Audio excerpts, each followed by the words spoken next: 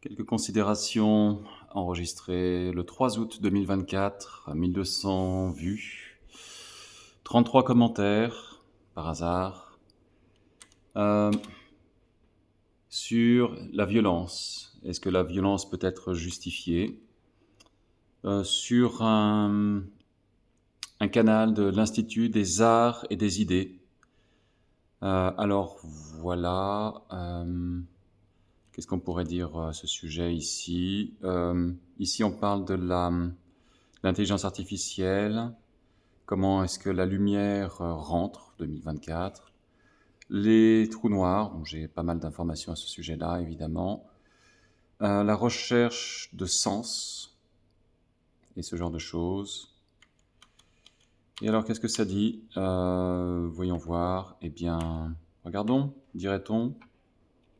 One really say that the activities, the actions, the violence of resistance groups like Hamas, Islamic Jihad, and the others that have names, are we really saying that the violence they have expressed, the damage that they've perpetrated on the other side, is that really equivalent to what Israel has been doing to not only the people of Gaza, but the people of Palestine, for not since October 7th, but for 75 years. Voilà, 75 ans.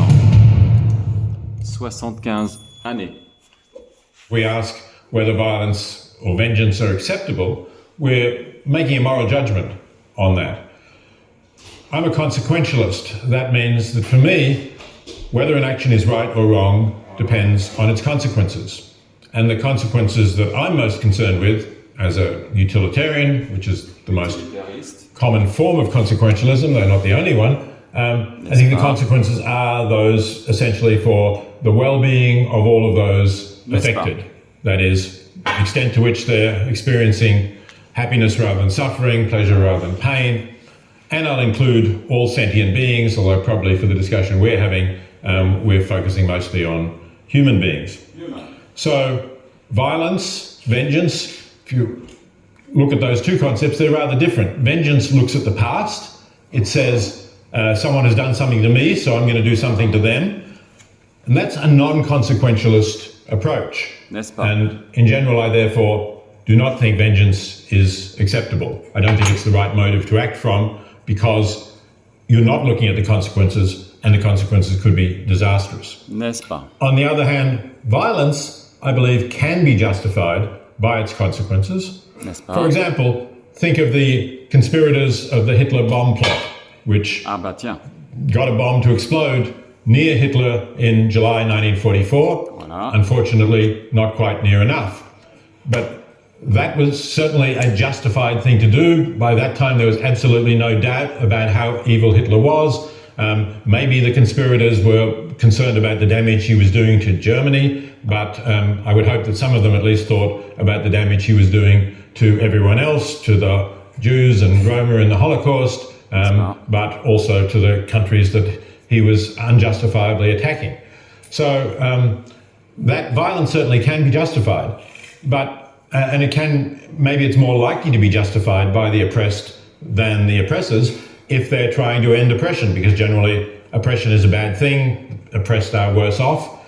So you can justify violence by people who are oppressed where you would not justify it by those who are not oppressed. By, for example, let's say Putin was not oppressed, but I certainly would not justify his violence against Ukraine. On the other hand, you can justify Ukrainian violence in self-defense against Putin. So I do think that there, in that sense, you have to take the consequences into account, and so those who are oppressed or attacked can certainly can be justified, not always justified, in using some violence, and again you have to say what kind of violence that might be effective in stopping oppression or stopping aggression. Great, thank you very much. Carter. First of all, good afternoon, everybody. It's very nice to see such a large number. Look, I would like to be able to say on this question that violence, vengeance, etc., is not has to be judged in the same way, whether it's the oppressor who's doing it or whether it's the oppressed.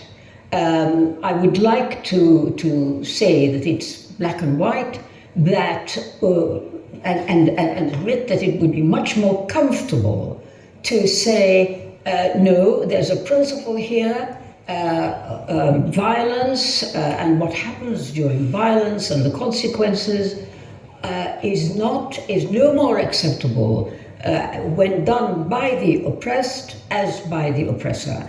I think it's more comfortable to say that, but I'm not going to say that, because I believe that this is a question of context. Context is extremely important in trying to understand and judge the actions of one group of people against another group of people. I exclude from that vengeance, because vengeance does not belong into the framework in which I'm trying to draw. Vengeance is understandable, it's something that people feel and act on, but it's not really part of what I'm talking about. What I'm talking about is violent when used by the oppressed against the oppressor, and the other way around. Are they equivalent? No, the answer is they are not. They are absolutely not. And that's what I meant by saying context. We've got to understand in what particular circumstances the oppressed have committed what it would be described as crimes against the oppressor. And, I can't avoid but draw your attention to a very contemporary illustration of precisely what I'm trying to say, which is the situation in Gaza. Would one really say that the activities, the actions, the violence of resistance groups like Hamas, Islamic Jihad, and the others that have names, but there are many others, by the way, many other Palestinians contribute, but they don't have a name of an organization. Are we really saying that the violence they have expressed, the damage that they've perpetrated on the other side, is that really equivalent to what Israel has been doing to not only the people of Gaza, but the people of Palestine for not since October 7th, but for 75 years? Is that what we're really saying? Well, I wouldn't say that. I would not. If some of you would, I don't agree. And I think this issue has to be seen from the point of view of a sort of worldview. We are used, those of us who live in the West, to see the world through the prism of Western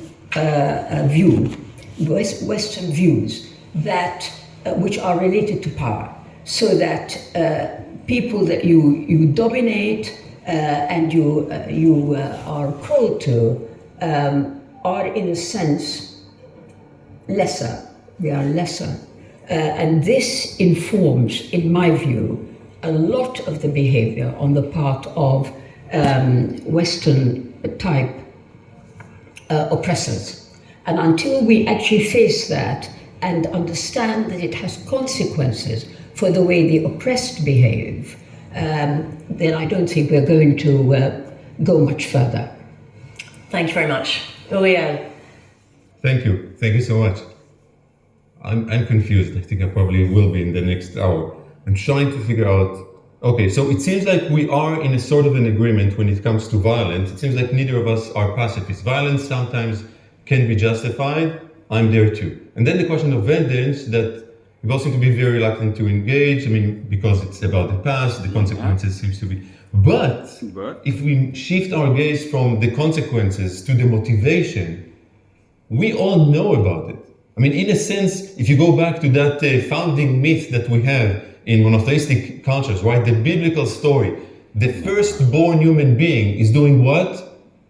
Vengeance. That's the story of Cain and Abel, right? The sense of humiliation that he felt at the act of God choosing his brother over him. And that motivated him for vengeance. I mean, one can even argue that vengeance has an element of the future, your own well-being in the future. This is something that will feel somewhat better once you commit that sort of vengeance. So is that maybe okay because you will feel better? I don't know. I think that I'm with you on trying to reject that, but I think that we have to pay a lot of attention to the vengeance aspect of it. Now, whether it is on a personal level or a collective level, rather, you mentioned the Israeli-Palestinian conflict, I will try to illustrate the difficulty that I experienced through something that I did experience about half a year ago. It was 2 months into the Israel-Hamas war, and there was an event organized in Ithaca with a Palestinian activist and myself. He was not a pacifist. I mean, he told me, for example, that he, for many years, not October 7th, but much before that, he was happy about certain terror attack committed by Hamas. He was not Palestinian pacifist there. And the people were trying to boycott the whole conversation. But it was more interesting for me to focus on what happened in the conversation. The moderator asked us to ask each other questions. And my question to him was, do you feel like the Palestinian should engage in soul searching? And his answer just struck me. He said, we do not have the luxury of morality. We do not have the luxury of morality. And that answer keeps on ringing in my ears ever since. And we conversed about it after that as well. I think that's the core issue that I'm troubled. Does the very fact that you are oppressed in some ways morally, ethically absolve you of the need to have some sort of soul searching? To continue watching this video, click the link in the top left or in the description below. Or visit iai.tv for more debates and talks from the world's leading thinkers on today's biggest ideas. Ciao.